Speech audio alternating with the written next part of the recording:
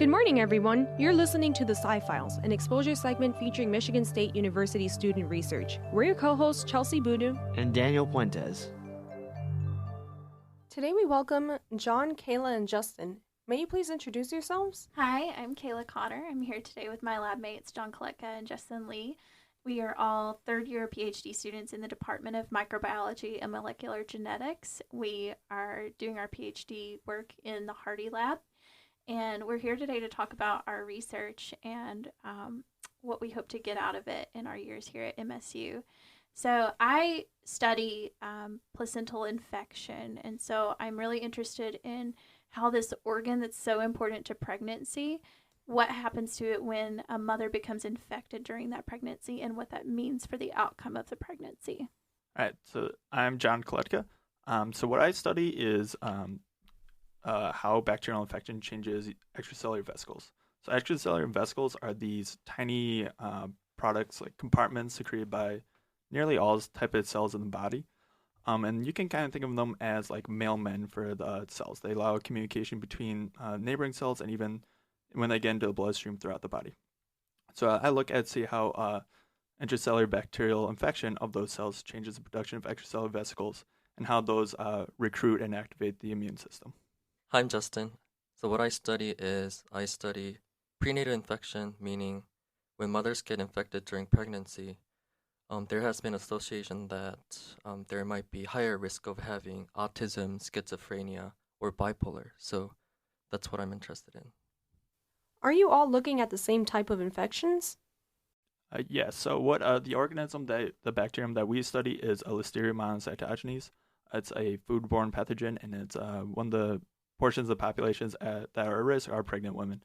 And it also affects other types of immunocompromised, such as the elderly or the sick. So yes, we all study Listeria infections. It's really nice using Listeria as our model just because Listeria is particularly problematic for pregnant women, like Jon said. And it's actually the reason that pregnant women are advised not to eat soft cheeses or lunch meats and things like that. They've been known to be contaminated with Listeria, and once that enters the mother, and it can cause infection and travel to the placenta, which, like I said, that's kind of what I study. But it can affect the outcome of the pregnancy, no matter what the infection is. But Listeria is a very nice representation that kind of connects it to the real world and what we already know about infection in pregnancy. Can we remind our audience what the placenta actually is? Yeah, so the placenta is an organ that develops in the mother during pregnancy, and it's sort of the interface between the fetus and the mother. And this is where any sort of exchange is going to happen. This is how the fetus gets nutrients, how there's any sort of communication between the mother and the fetus during pregnancy. It's going to happen through the placenta, and it's very important that it functions normally and fully in order to maintain the pregnancy and keep the fetus alive. And how does Listeria impact the placenta negatively? So that's kind of what we're still studying, right? Listeria can enter the placenta and can cause a lot of negative outcomes, whether that be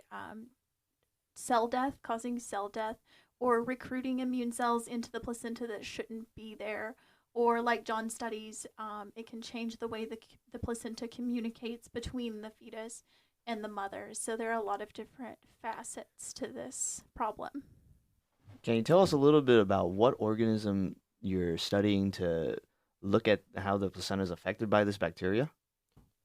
So we use CD1 mice, and these are just mice that are, they have a very robust immune system, and we're able to infect them with Listeria in a way that the mothers don't actually see the negative outcomes of the infection, but it localizes to the placenta. So any negative outcome we see is going to be localized to the placenta and the fetus.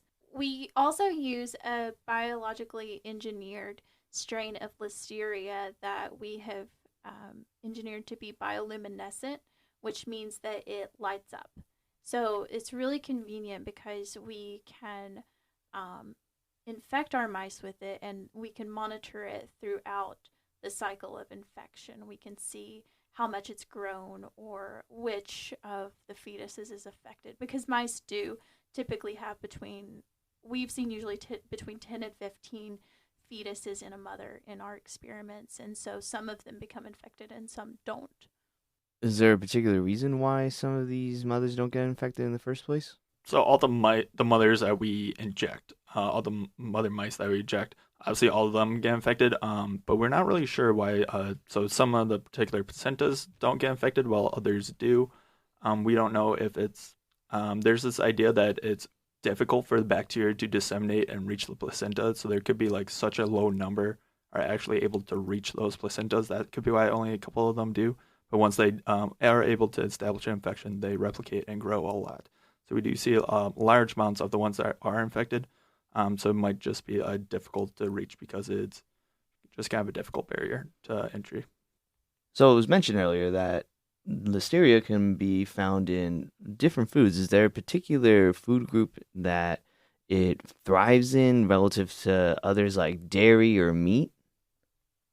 So Listeria can be found on like refrigerated food, because it can grow at 4 Celsius. So you could find on like fruits, all veggies. I think also like ham and stuff like that, and cheeses. So if a mother eats this, does she know that she's actually eating the Listeria? Like, will she actually feel sick if she got food poisoning, or will she be okay? Most of the time, the mothers are asymptomatic, so they don't know that there is an infection that occurs until the negative outcome for the baby. And usually you don't see that until after the mother has given birth to the child. Right, and Yeah. that's where it becomes problematic, because we don't see any sort of negative outcome until there is a miscarriage, or until, like Justin is studying, later in life, the offspring develops and grows, and later in life they're diagnosed with some sort of neuropsychological disorder that could be due in part to altered development in the womb. This is quite concerning, considering that mothers are asymptomatic and that they don't really know that they're consuming it. So how can they prevent actually contracting Listeria and eating it? Because a lot of our food is refrigerated all the time. Yeah, so Kayla kind of mentioned this briefly before, but Listeria is the reason that mothers are recommended not to eat any soft cheeses or deli meats or anything like that, anything that won't be cooked prior to ingestion. Also, the FDA is really good at regulating for Listeria. Listeria has a zero tolerance limit when testing for food. Basically, if they found any single trace of Listeria bacterium in there, all that food gets recalled. So that's partially because it can cause those negative side effects, also because Listeria can grow at refrigerator temperatures. So if even a single bacterium cell gets through, then you can see a rapid growth. So there's a lot of preventive measures, both at the regulation level, also at the personal level, that are being taken to help prevent this disease from happening. Is your lab only looking at Listeria, or are there other viruses or bacteria that you are also investigating? For this particular model where we're looking at pregnancy, we only use Listeria. There are other labs on campus that study different infections like group B streptococcus, which is a more common, I believe, infection that can affect the outcome of the pregnancy. We do have other projects in the lab where we look at other pathogens that can cause disease, but not in the scope of pregnancy and prenatal development. Has any of your research projects actually looked at how much of a role antibacterial resistance plays in Listeria? None of our projects directly look at antibacterial resistance. Listeria is not typically thought of as having a lot of antibacterial resistant genes, but still bacterial treatments. Still difficult to treat Listeria. There's a pretty high mortality rate for the level of incidence that there is, but it's not generally thought of it directly as antibacterial resistance. And what does that mean? You said a high level of mortality versus incidence. Yeah, so Listeria has a fairly low rate of infection, so maybe like 3,000 reported cases a year across the United States. So it's pretty difficult to get Listeria, but the amount of people, about a third of the people that are infected, that's a pretty high, something about 20% of those cases are fatal. which admittedly a lot of those are prenatal for the fetuses, but still a very high instant fatality rate.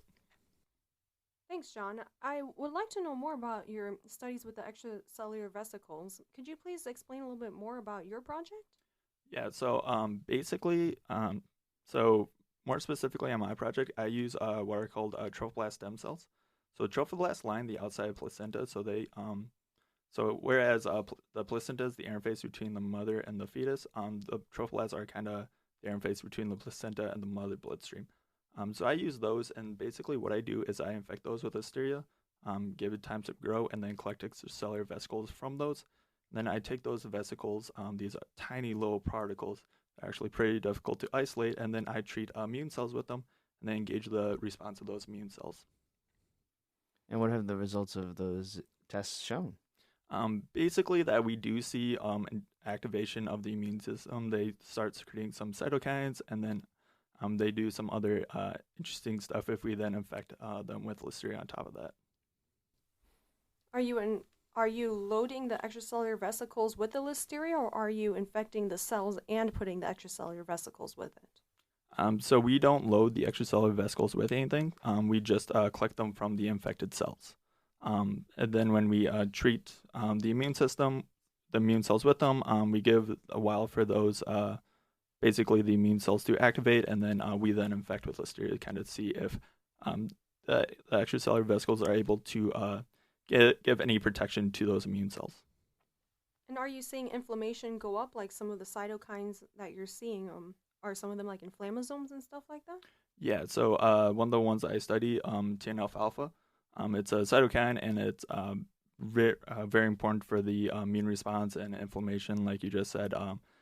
And that's very important for containing bacterial infection. So we do see these EVs could be a source of inflammation throughout the body. So we just talked about cellular communication down to that microscopic level. Kayla, can you tell us a little bit about how that informs your research project and how it affects the structure of the placenta as a whole? Yeah, so I like you just said, I study the structure and function of the placenta as a whole, while John kind of studies communication between cells within the placenta. And I'm really interested in how the cellular communication that John is studying, how these different factors that are secreted and what they're recruiting to the placenta, how this all affects the placenta's overall function and structure. So we know from previous research that the placenta can change in structure and change in function due to disease, and that can affect the outcome of the pregnancy. If you have a placenta that's not functioning properly, you can have miscarriage or preterm birth or a lot of different outcomes that are not ideal for the pregnancy. So I'm really interested in what happens at the placental level when we infect a mother during pregnancy with Listeria, and what these different immune cells that are being recruited, what these different immunomodulatory factors that are released in the placenta, what do they mean for the overall structure and function? Is it functioning like it should? And then how do you do that? So, like I said earlier, we use CD1 mice where we are able to infect them during pregnancy. After a course of infection, we are able to dissect out the placentas, and I do a lot of different analyses on these, whether that be looking at the gross anatomy of the placenta, how much does it weigh, how what's its cellular composition, things like that. I look at different metabolites that are found within the placenta. I study different cells that are in the placenta, like what cells are infiltrating as a result of infection. So there are a lot of different angles that I take to study this. That's cool. You look at the metabolism, different cells, and other different interactions within the placenta. Do you do any type of imaging? Like, can you see maybe changes in the fibers? Like, does the placenta get stiffer? Or do you see, like, maybe the placenta getting larger or smaller, maybe, in different stages of the pregnancy? Like, do you look at different stages of the pregnancy too? That's a really good question. Right now, we're only looking at one stage in pregnancy, sort of the end point of pregnancy. And eventually, we do hope to study other stages of pregnancy. We also, it's on my list to do some imaging of these placentas, whether that be MRI, which is what I'm probably most interested in eventually, but also pretty close up on my list of next things to do would be histological analysis, where we are actually looking at these structures more um, finely and more on the microscopic level than rather than the gross anatomy. And can you please define what histological analysis is? Yeah, so that means that we're looking at the tissue structure and what the tissues look like and how healthy or unhealthy they look in the organ. Great. So it sounds like we have a pretty comprehensive overview of how both of you are looking at what happens to the placenta during pregnancy. But Justin, you're looking at what happens to the offspring after birth has occurred. How do you look at how the behavior changes in your rat models? I haven't actually done the behavior test yet, but the prenatal infection has been associated with having increased in like autism, schizophrenia, or bipolar. So what people do is they set up some kind of a behavior experiment, such as self-grooming, marble burring, behavior or exploration. So autistic kids, they tend to have repetitive behaviors. So that's what they look for. And obviously, we can diagnose like, oh, this mouse has some kind of autism, but we do look for different types of behaviors. You study molecular biology. How are you doing a behavioral project? Like, how do you have the background for that? Yeah, so that's a great question, and one of my committees asked like how you're gonna do it. So I'm gonna do a collaboration from a neuroscience department, Dr. Alyssa Venema. So we're gonna do collaboration with her and see where things go from there. What are some of the things that you would expect these mice to exhibit? So I expect the offsprings to have abnormal behaviors. So I'm expecting them to have some kind of repetitive behaviors than control offsprings. And I'm not sure because nobody has ever done this before, and I'm excited to find out. Will you be looking at maybe the genetic components of these mice as well? So I'm actually currently looking at the transcriptomics of the fetal brains, and we do see some very subtle differences from control mice. Why is transcriptomics important for the brain? So basically, transcriptomics gives you the instruction of how brain functions. Yeah, so that's what I'm currently looking at, and we do see some differences between control and infected mice. That's really interesting, Justin. But then everyone here has such different projects. Where do you all work in the campus? So we work in the Institute for Quantitative Health Science and Engineering, otherwise known as IQ. That's on the south side of campus. Our professor, Jonathan Hardy, he actually was one of the first in IQ. He came with a group from Stanford and started in August of 2017 when we all did as well. And yeah, so that's where we do most of our experiments.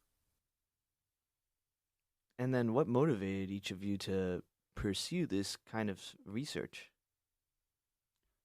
Yeah, so in my undergrad, I was just kind of not really sure what I wanted to be doing with my life until I took a microbiology themed class, and it became really interested in microbiology and the microbiome, and that eventually led me to looking at pathogenic bacteria. And Michigan State has a really good up and coming pathogenic bacteria part of our department, and one thing led another, and then I'm here. As an undergrad, I was initially a pre-medical student and just fell in love with the research about halfway through college and decided that I really wanted to pursue a research career. So I got here Like John said, we have a really good department, and did rotations as you're supposed to do as a PhD student, which are about 10-week trial runs in the labs that you're interested in.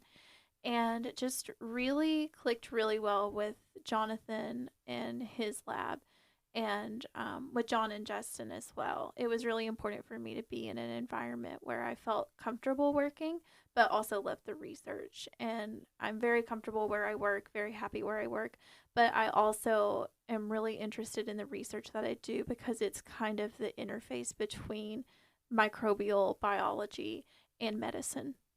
So I actually have a master's degree because I wasn't, at the end of my undergrad senior year, I wasn't sure if I want to do industry work or get a higher degree. So I decided to get a master's degree, and I fell in love with research, and here I am. I'm getting a try to pursue PhD at Michigan State. Where did you get your master's degree and in what? So I got my master's degree at Cal Poly Pomona, which is in California, and my research was on studied ice. In California? Yes. What- Okay, I should probably explain that. So I got my master's from Cal Poly Pomona, which is in California, and I studied the microbiological quality of packaged ice. So actually, this is a funny story. So I collected packaged ice from convenience store or gas stations and compared with manufactured packaged ice. And you do see some kind of disgusting differences. And why are they disgusting? It's contaminated with different microbes that you don't want to know. I think I do want to know. Tell me more. So I found E. coli and very high number of microbes. And these are the ice used to like transport food or whatever? Oh, actually, you could put it in your drinks, like soda, your alcoholic beverages. That's pretty cool, Justin. You used to study ice, and now you're over here at Michigan State studying the placenta. What do you all do for fun? Are you guys in any organizations or anything? Well, I'm not in any organizations, but I do play a lot of the intramural sports on campus, and I played rec league baseball and this past summer, and just play other sports and activities like that. So outside of the lab, I'm involved with a lot of outreach projects. This summer, I actually just completed an internship with plant biology on campus. It's a undergraduate program where they bring in undergraduates from different universities and give them some research experience for the summer. So I was kind of mother goose to all of these undergrads for the summer and helped mentor them and teach them different aspects of how to communicate your research. I also kind of came up with my own outreach project as part of the MSU BEST program, which I'm a part of. And I'll explain that in a minute. So I do outreach with local Girl Scout troops where I go and talk about science and how to become a scientist and what being a scientist means. And I have some hands-on activities that I get to do with the troops. And it's really fun to spend some time with them and reach out to these girls who may not have seen themselves as future scientists otherwise. And some of them have become pretty interested, which is really cool. As I said a minute ago, I am a part of the MSU BEST program, which is an NIH funded program which seeks to give scientists broader training. A lot of scientists have fallen into the trap of only being trained to be academics, but few scientists realize that it's likely that you won't end up in an academic career. There just aren't that many positions available. And you need training for things like industry and government regulation and outreach and communication. And that's what the program aims to do. I joined just because I knew that I didn't want a career in academia. So I'm also in the BEST program, same program as Kayla. And I'm also the co-president of Asian Pacific American Graduate Alliance. What was it like starting in the lab together those years ago? And how did you know which project you were going to divert into? So John and I were the first ones to start in the lab together, and like I said earlier, our professor who runs our lab, he was new at the time. So he started in August and John and I started in November. And we had almost nothing in the lab. There was so little in the lab for us to do any sort of experiments on. We were waiting for clearances to work with different organisms. We were waiting for shipments to come in. And John and I kind of like sat and read papers for 2 months. But it was really a good experience because I think a lot of graduate students are thrown into their experiments and they don't get the time to sit and read the background. And I feel like we're really well read up on that. And it was also really good just being in the lab with John and our boss Jonathan, and getting to know them for a few months and realizing that they are people that I could definitely work with for 5 years. Like Kayla said, we started out, we had literally nothing. Like one time I had to fashion a tube roller out of styrofoam and like literally use tape to tape it up, and just like the most unprofessional thing you've ever seen. So we have experiences like that, but like Kayla said, it was really good to start out with this brand new lab, and because I had to force to start my research project from the very beginning, I became I'm very well versed, at least I like to think so, on my project, and where some people are just kind of like handed it and it's like, here you go. I was forced to just look up everything and figure out what I'm doing on my own. Well, I'm happy that your lab has evolved now because I know that the Institute of Quantitative Health has state-of-the-art technology, and I'm happy that your lab was able to get situated. What about you, Justin? So I was actually the third grad student that Jonathan recruited, and Kayla actually introduced me to Jonathan.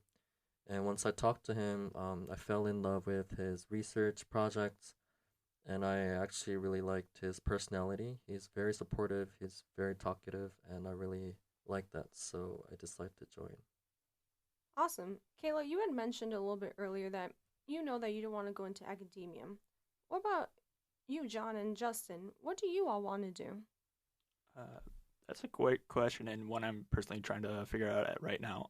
I love working in a lab. I love doing research, but academia has a bunch of different pressures outside of what you traditionally think of as just doing lab work.